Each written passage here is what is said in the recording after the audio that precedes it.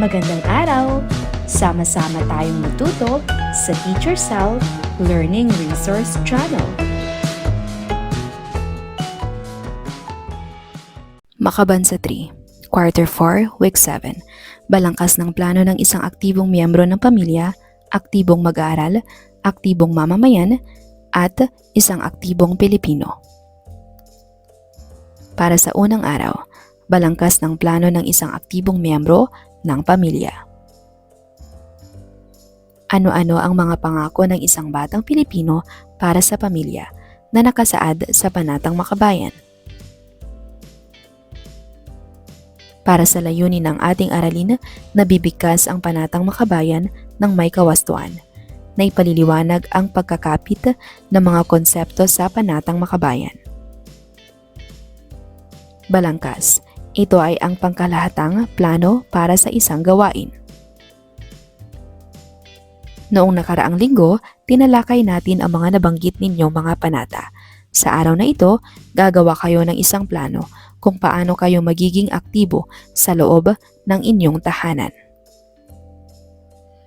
Ilabas nyo ang listahan ng mga pamamaraan na ginawa nyo noong ikalawang araw ng nagdaang linggo.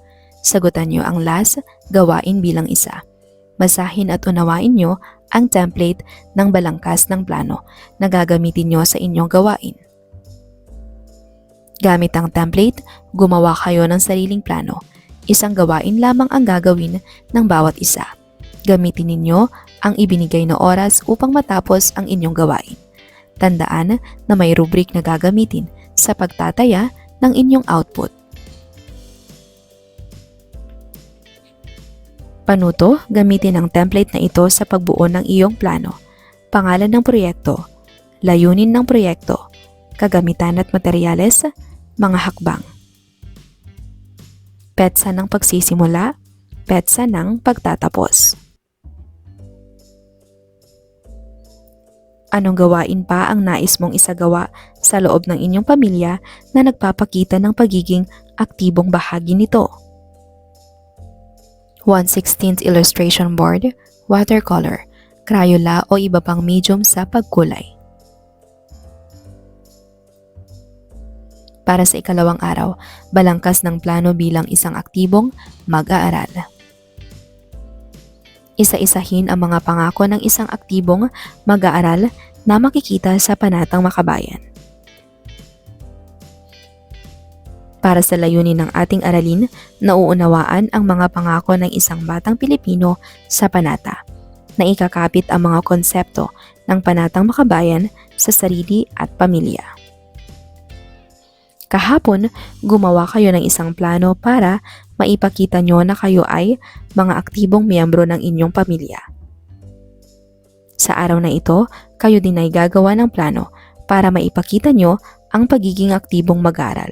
Subalit, hindi muna natin gagamitin ng template, sa halip ay sa ibang paraan naman. Ipapakita nyo ang inyong mga plano para maipakitang kayo ay aktibo sa paaralan sa pamamagitan ng pagguhit.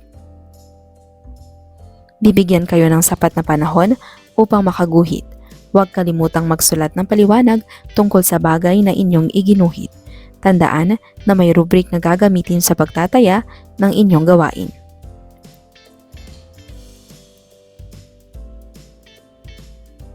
Pangalan ng proyekto, layunin ng proyekto, kagamitan at materyales, mga hakbang. Petsa ng pagsisimula, petsa ng pagtatapos.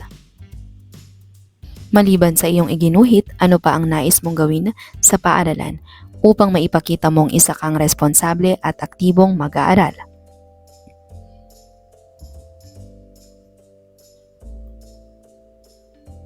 Para sa ikatlong araw, balangkas ng plano para sa isang aktibong mamamayan. Sabay-sabay ninyong bigkasin ang Panatang Makabayan. Kung kayo ay kabilang sa relihiyong hindi bumibigkas nito, maaari kayong manatiling tahimik bilang paggalang sa inyong paniniwala.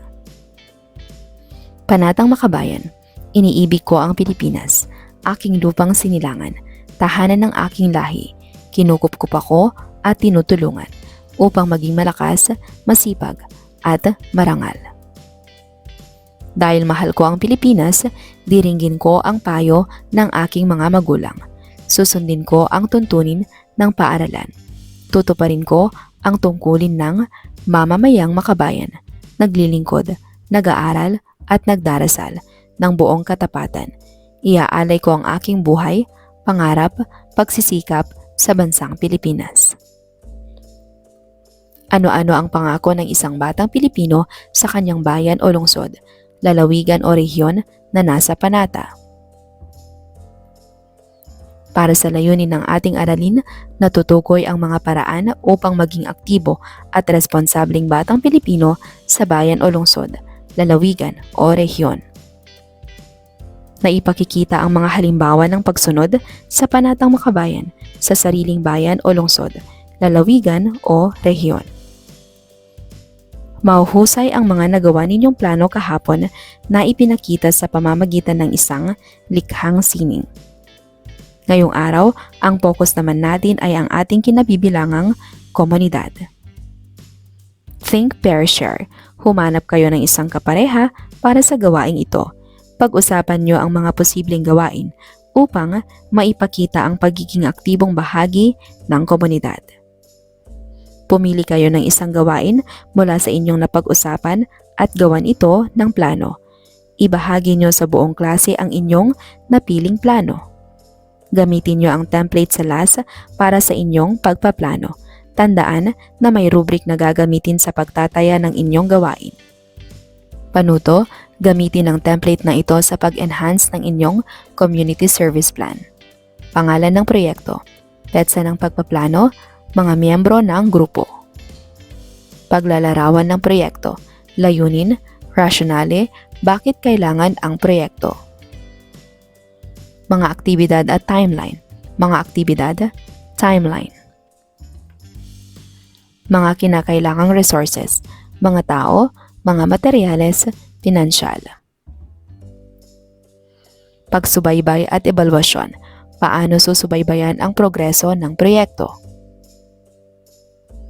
Paano susukatin ang tagumpay ng proyekto? Ano ang mga pamantayan para sa ebalwasyon?